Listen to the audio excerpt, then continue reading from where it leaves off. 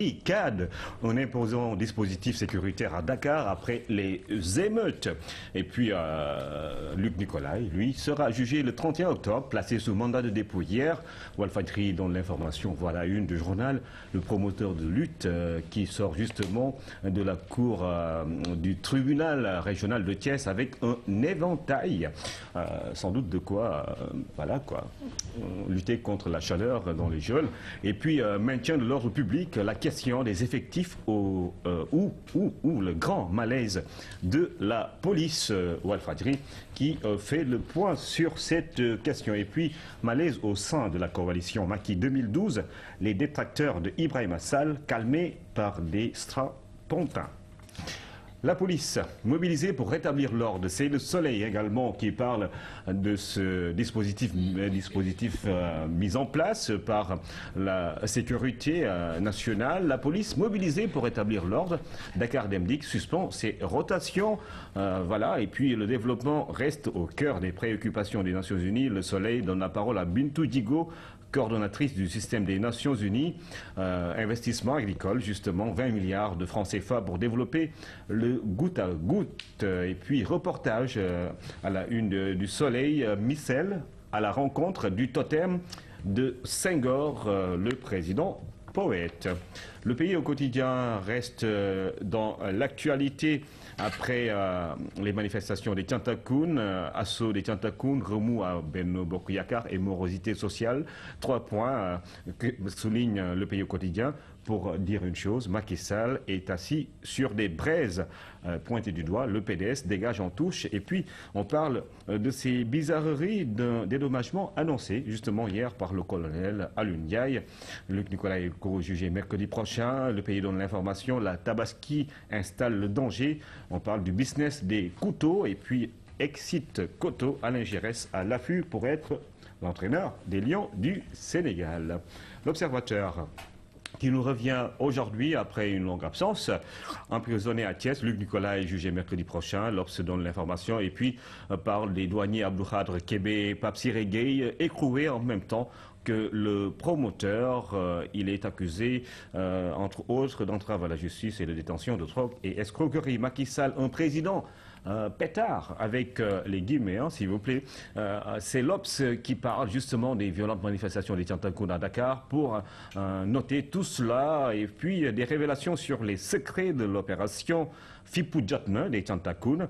Le juge d'instruction de Thiès refuse la liberté provisoire à Cheikh Béthio Thioune. On parle de l'équipe nationale également à la une de l'Observateur. Joseph Koto limogé, Mayacine Mar intérimaire. Aliou Cissé est l'homme de la situation selon Diomansi Camara qui déclare que Pape Cissé n'a pas le charisme pour porter le brassard de capitaine de l'équipe nationale. Un peu de politique également à la une de l'Obs. Niastanor Dansoro Idi reçu par Macky Sall hier. Macky 2012 évite l'implosion. Benno Bokk Yakaar se renforce. La une de Sud Quotidien, c'est clair et net. Un seul titre, Koto out. L'entraîneur des Lions, l'ex-entraîneur des Lions du Sénégal, est à la une.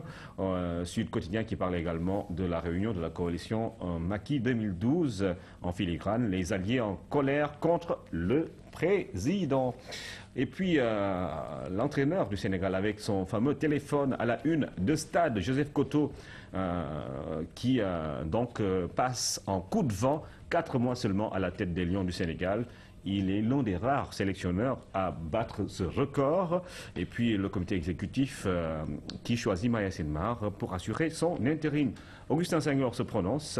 Si on nous pousse à bout, nous allons démissionner. C'est le président de la Fédération sénégalaise qui se prononce. Et puis on parle des incidents également de Sénégal-Côte d'Ivoire. Faut-il craindre les foudres d'Ayatou, Issa Hayatou, le président de la CAF, qui aurait quelques bisbilles avec le président de la Fédération sénégalaise de football. Walf Sport explique comment Augustin Senghor a sauvé sa tête pour liquider Joseph Koto, le coup qui se préparait à la réunion, qui a sauvé les meubles.